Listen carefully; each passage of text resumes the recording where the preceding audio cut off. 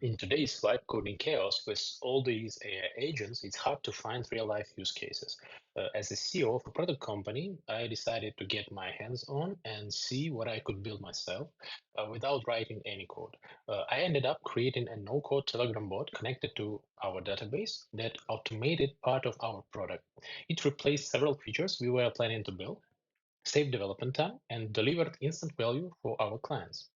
The result, our clients loved it. New clients asked for it too, and we bundled it to our product and raised the price. In this video, I'll show you exactly how I built it, and I'm giving away the full template so you can use it too. So what was the use case? In my example, our clients trade grains, which means they don't have time for bullshit like opening ERP application, find some client in there, write data about what they have discussed during the meeting, something like that. However, they use Telegram or WhatsApp on a daily basis to talk to people, so there is no need to learn anything new for them. So that was no-brainer for me to choose Telegram as a entry point for them. So I came up with two business scenarios. Case number one, a trader talks to his customer about the potential deal, and he instantly provides an update on such conversation. Case number two, he receives a call from the client and wants to see quickly what they have discussed before. So let me show you how it works. So first of all, we have our Telegram bot in here. User presses start, and he receives a message like that. It's even the button, not a message. So he can press here, and he's getting a response right up to 10 letters to find a client. So I know that we have client name like this.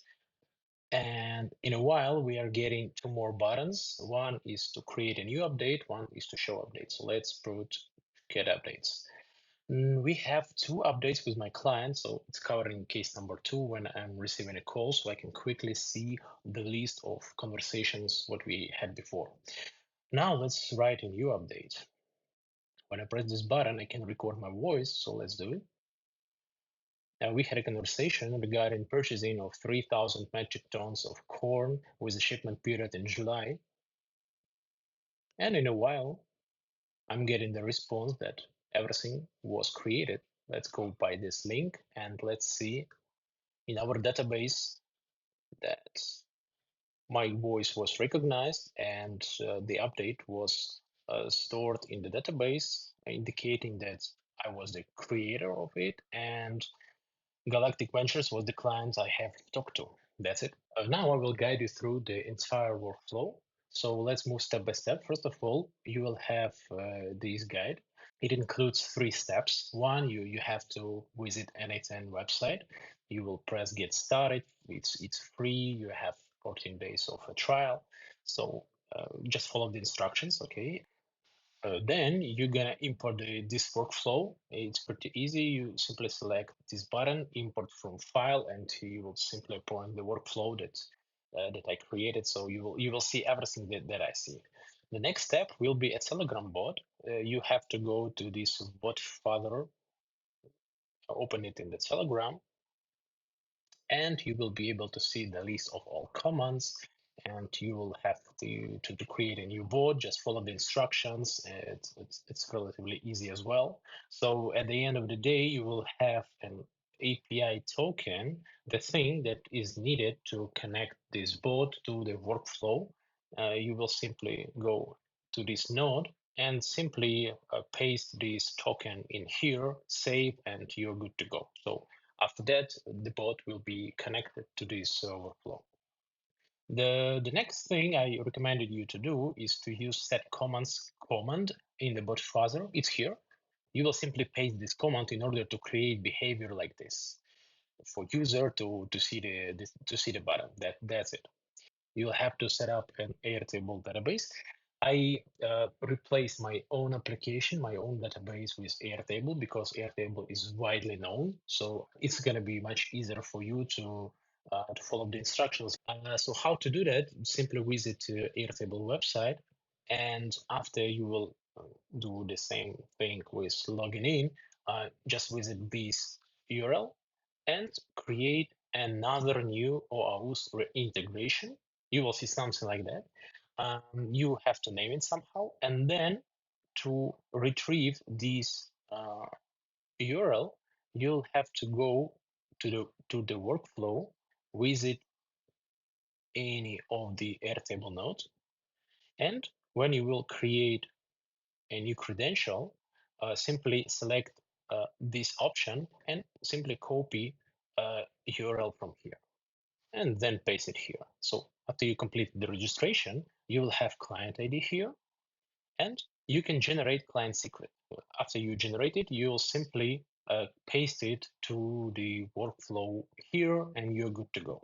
That's always the setup. Now let me switch off the workflow, and we will go step by step, testing it on different scenarios in order to show you how does it work.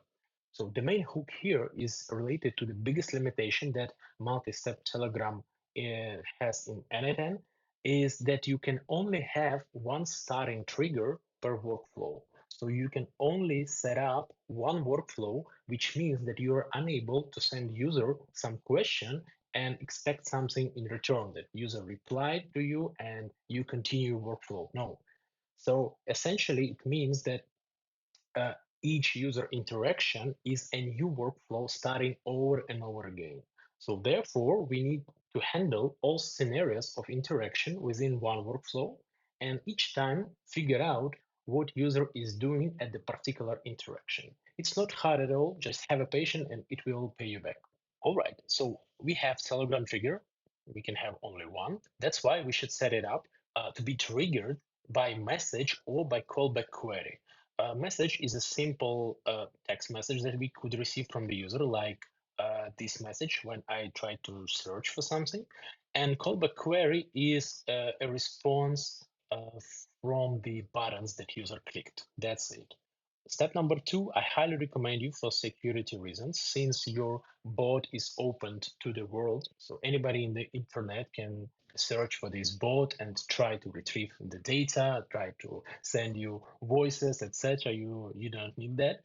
And that's why, first of all, you have to check, does the user have a permissions to do anything with the bot? So how to achieve that? We simply use an Airtable node here. We select record resource. Then we select operation search because we want to search for the users in our database. We pick table where they are stored. It's a team members table. And we simply make a filter to search by the column Telegram username. And if it equals the username of the Telegram user, that's it. So, and in response, we got success here. So we see that there is an ID of such a user and your Telegram username is on its place. So everything is good. On the next step, we check if this validation were successful. And if not, we have to reply to the user that I'm sorry, you are not authorized to use the bot. Okay, then I recommend you to do the following. We simply create an edit fields node. It's a standard node in n8n in order to store the values we're gonna use on the later stages, because every time that you will need information on the later stages, it's easy to access one single node instead of trying to search in different other nodes and collect the data from everywhere, right? So here we have a username, we have as user ID, chat ID, and so on and so forth, right?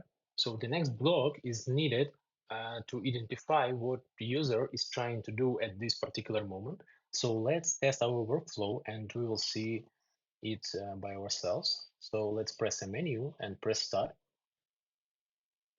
So, okay, so workflow was executed. As you see, one interaction and the workflow is executed. So, and it completely forgot that we have interacted with him, right? So, and let's see which branch did it choose. So we have here two switches. So let's now focus on the first one. So the first switch is needed to identify either user pressed start button or he searched for something or he did something else. It's easy as it is. So to achieve that, we simply compare the text message, because this is a text message essentially. Is it equal to start? And if yes, then we activate the branch that you just saw. So the first branch leads us to sending user a keyboard, as you can see here, and it's also a standard Telegram node. We use chat ID from our collect parameters to send it to the proper chat. Then we simply can write a text, please pick an option or something like that. Then we use reply markup here that we want to use specific format, and it is inline keyboard. And here we simply write a text, and the important part, we write a callback data, which is needed for the system to understand that you actually pressed on something. So I called it search, but you can put anything here. Okay, so let's proceed our workflow. Let's test it again, and let me click on this button. What will happen? You see, at the same switch, it shows a second branch, and let's see where it goes. So it goes to ask user to search. It uses the same chat ID, and it simply sends user a text right up to 10 letters or whatever you will put here, just to let user know that we expect something from him. Okay, let's move forward and let's make a search. As you can see now, it shows a third branch here. So the first one was start, the second one was search, and the third one is a user input. Here comes the second switch. We have four options here. So now it's a search option, which for us means that we activated our search branch here.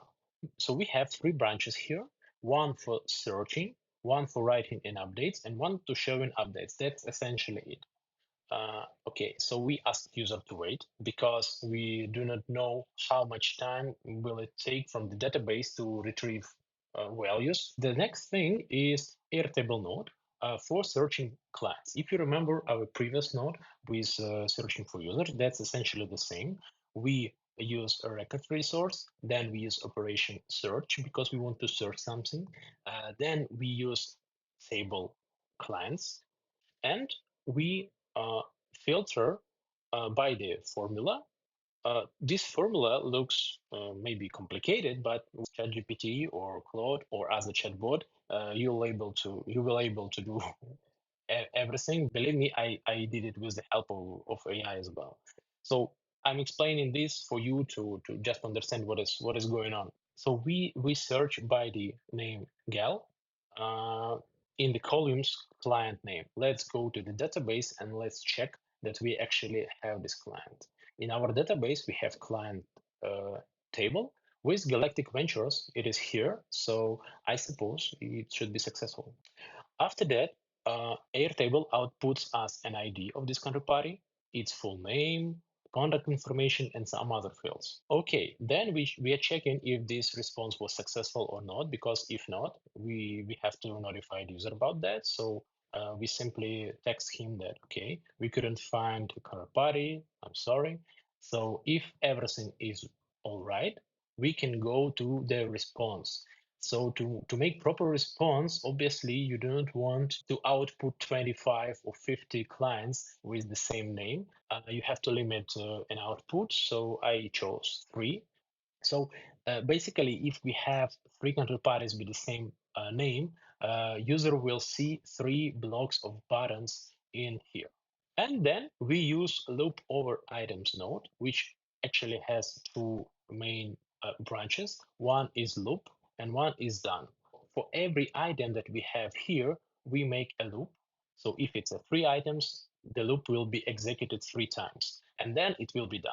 That's it. So inside this loop, we have a little bit of code made by ChatGPT. Why? Because we want to prepare the markup to uh, for this message to look fancy. We write a callback data here in order to identify whether user clicked on write update or show updates. Also, we provide an item ID, which actually is a counterparty ID, because we want to know if user clicked on Galactic Ventures get updates or some other counterparty get updates. That's it. And after that, we simply feed to the Telegram node the information from the code node, which is a text new update, which is a callback data write update, and we simply create an inline keyboard as the same as we did with the start button, easy as it is. That's it. So we are done with the first branch. I want to test my workflow and I want to get updates. So as you can see now in this switch, we chose a path show updates. So it's this third branch here. So how does it work? We can see different updates we made before from this counterparty, including the ones with the demo. I did it several times. In the first node, we need to split the counterparty ID from the type to identify the counterparty ID we provided in the callback. It's just a simple batch of the code, so nothing special. After that, we simply ask user to wait for the updates. That's the message that you see here. And then we perform the same action with searching in our database in tasks table. We are searching for the name Galactic Ventures in this table on the column client. Let's go and see. So we can see updates which exist for this counterparty. The next thing is the same. If nothing was found, we have to reply. That's we're sorry, nothing was found. So here we have 4 items and we limit them to 5. So it's okay. Then we prepare fields because we do not need all these fields that Airtable returns to us.